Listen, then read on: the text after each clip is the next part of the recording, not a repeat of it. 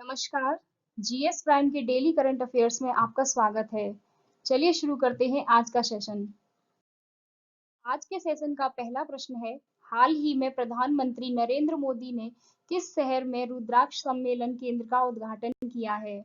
इसके ऑप्शंस हैं आगरा, कानपुर, बनारस या फिर गोरखपुर। इसका सही जवाब है ऑप्शन सी, बनारस। प्रधानमंत्री नरेंद्र मोदी ने वाराणसी उत्तर प्रदेश में अंतर्राष्ट्रीय सहयोग और सम्मेलन केंद्र रुद्राक्ष का उद्घाटन किया। यह केंद्र सम्मेलनों के लिए एक आकर्षक गंतव्य बन जाएगा तथा शहर में पर्यटकों और व्यापारियों को आकर्षित करेगा। अंतर्राष्ट्रीय सहयोग और सम्मेलन केंद्र का नाम रुद्राक्ष रखा गया है और केंद्र में 108 रुद्राक्ष हैं। इसकी छत शिवलिंग के आकार की है। दूसरा प्रश्न है, हाल ही में कौन सा खिलाड़ी सबसे तेज 14 वनडे शतक बनाने वाला खिलाड़ी बना है?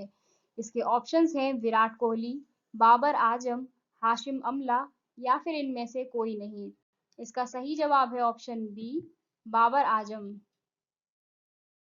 पाकिस्तान के कप्तान बाबर आजम ने एजबेस्टन में तीसरे वनडे के दौरान इंग्लैंड के खिलाफ बनाए गए शतक के साथ इतिहास रच दिया है। वह हाशिम अमला, भारतीय कप्तान विराट कोहली और ऑस्ट्रेलियाई बल्लेबाज डेविड वार्नर को पछाड़कर पारी के मामले में 14 एक दिवसीय शतक बनाने वाले सबसे तेज बल्लेबाज बन गए। तीसरा प्रश्न है, हाल ही में किस व्यापार समूह ने मुंबई हवाई अड्डे के कार्यभार को संभाल लिया? इसके ऑप्शंस हैं अडानी समूह, रिलायंस समूह, टाटा समूह या फिर इनमें से कोई नहीं। इसका सही जवाब है ऑप्शन ए, अडानी समूह। गौतम अडानी के नेतृत्व में अडानी समूह ने जीवीके समूह से मुंबई अंतरराष्ट्रीय हवाई अड्डे का अधिग्रहण पूरा कर लिया है। इस अधिग्रहण के साथ अडानी समूह भारत में एयरपोर्ट इंफ्रास्ट्रक्चर कंपनियों के मामले में शीर्ष कंपनी बन गया है। इस प्रकार कंपनी अब 6 हवाई अड्डों का संचालन करती है। अहमदाबाद, लखनऊ और मंगलुरु में 3 हवाई अड्डों का संचालन अडानी समूह पहले से कर रही है, जबकि गुवाहाटी, तिरुवनंतपुरम और जयपुर में 3 हवाई अड्डों का अधिग्रहण पूरा किया जाना है। चौथा प्रश्न है, हाल ही में उत्तर पूर्व के मंडुआडीह रेलवे स्टेशन का नाम बदलकर क्या कर दिया गया है? इसके ऑप्शंस हैं आगरा, बनारस, मथुरा या फिर भोपाल। इसका सही जवाब है ऑप्शन बी, बनारस। पूर्वोत्तर रेलवे द्वारा मंडुआडीह रेलवे स्टेशन का नाम बदलकर आखिरकार बनारस कर दिया गया है। रेलवे बोर्ड द्वारा नए नाम के लिए अपनी मंजूरी दिए जाने के बाद एनईआर ने पुराने साइन बोर्ड को नए के साथ बदल दिया, जिस पर बनारस लिखा गया है।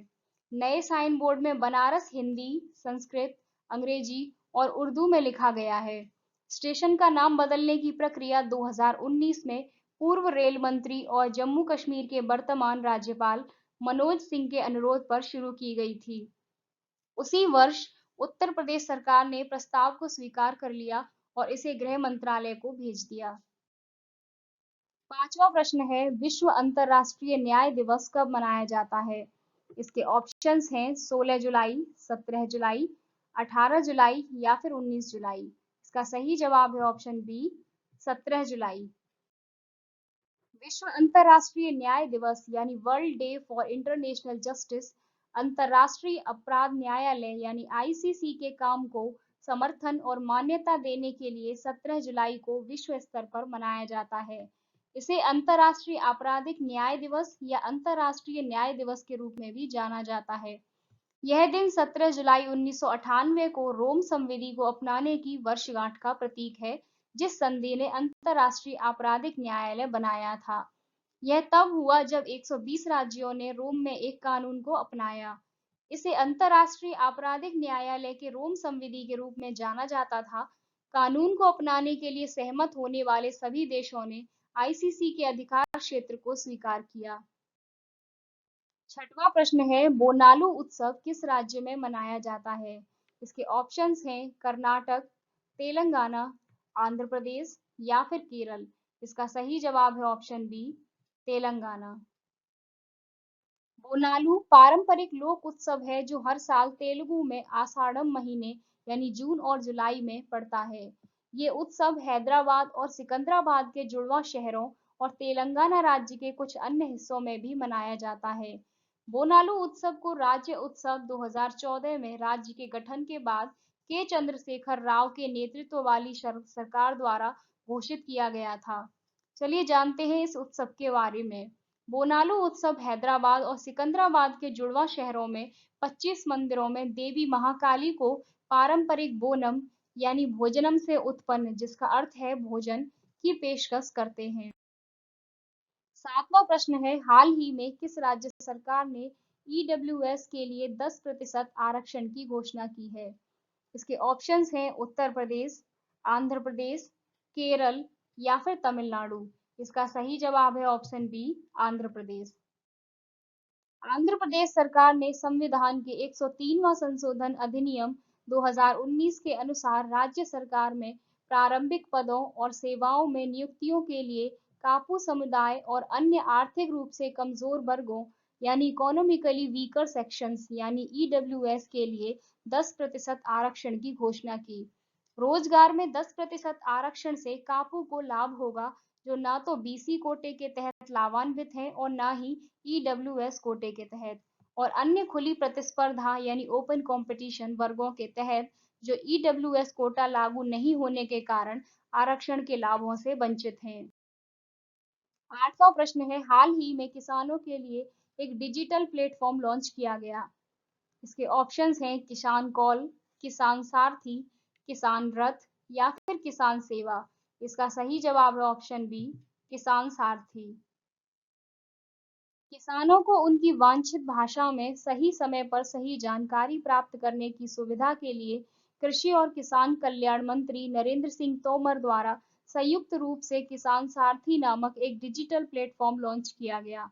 किसान सारथी की यह पहल दूर दराज के क्षेत्रों में किसानों तक पहुंचने के लिए तकनीकी हस्तक्षेप से किसानों को सशक्त बनाती है। नौवां प्रश्न है, हाल ही में गर्भवती महिलाओं के लिए कोविड टीकाकरण अभियान मातृ कवचम किस राज्य सरकार द्वारा शुरू किया गया? इसके ऑप्शंस हैं उत्तराखंड, केरल, तमिलनाडु या फिर आंध्र प्रदेश। इसका सही जवाब है ऑप्शन बी, केरल। कोविड-19 संक्रमण के खिलाफ राज्य की सभी गर्भवती महिलाओं का टीकाकरण करने हेतु केरल सरकार के अभियान मातृ कवचम का हाल ही में जिला स्तर पर उद्घाटन किया गया। गर्भवती महिलाओं के टीकाकरण हेतु विभिन्न सरकारी अस्पतालों में स्पॉट पंजीकरण किया जाएगा। गर्भवती महिलाएं गर्भावस्था के दौरान किसी भी समय कोविड वैक्सीन प्राप्त कर सकती हैं। विशेष टीकाकरण अभियान गर्भवती महिलाओं की सुरक्षा के लिए एक मजबूत बचाव के रूप में आता है। 10वां प्रश्न है, हाल ही में किस राज्य सरकार द्वारा नई इलेक्ट्रॉनिक वाहन नीति लागू की गई है? इसके ऑप्शंस हैं केरल, महाराष्ट्र, गुजरात या फिर उत्तराखंड। इसका सही जवाब है ऑप्शन बी, महाराष्ट्र। राज्य सरकार ने नई इलेक्ट्रिक वाहन नीति यानी इलेक्ट्रिक व्हीकल पॉलिसी 2021 लॉन्च की है। राज्य के पर्यावरण मंत्री आदित्य ठाकरे द्वारा घोषित नीति का उद्देश्य देश में बैटरी इलेक्ट्रिक वाहनों को अपनाने में तेजी लाना है। महाराष्ट्र में पेश की गई नई ईवी नीति 2018 की नीति का संशोधन है। इसे महाराष्ट्र को भारत में बैटरी से चलने वाले इलेक्ट्रिक वाहनों का सबसे बड़ा उत्पादक बनाने के उद्देश्य से पेश किया गया है।